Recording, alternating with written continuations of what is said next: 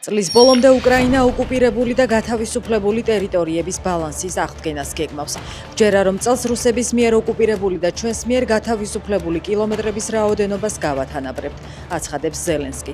მისი განმარტებით წლის დასაწყისიდან რუსებმა 990 კვადრატული კილომეტრი დაიკავეს, ხოლო უკრაინამ კონტროლი აღადგინა 800 კვადრატულ კილომეტრზე.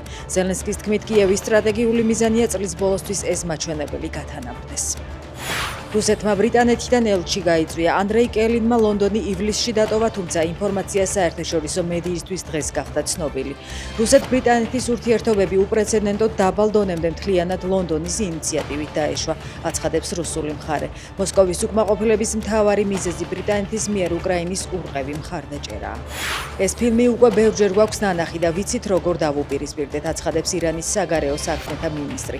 აბას არაღჩიმ ამერიკის მხრიდან ისტორიაში ყველაზე მკაცრი სანქციების დაწესების მუქარას სასოწარკვეთის ნიშანი უწოდა. შინაგან საქმეთა სამინისტრო ფარული მიყურადებისა და ხმის ანალიზის რუსული პროგრამის განახლებაში ბიუჯეტიდან 146,000 ლარს გადაიხდის. რადიო თავისუფლების ცნობით, პროგრამის მწარმოებელი პეტერბურგში რეგისტრირებული კომპანია, რომელიც ამერიკის, ბრიტანეთისა და ევროკავშირის მიერაა სანქცირებული. დასავლეთმა კომპანიას შეზღუდვები მას შემდეგ დაუწესა, რაც გაირკვა, რომ ის ბიომეტრიულ სისტემებს FSB-ს აწვდიდა.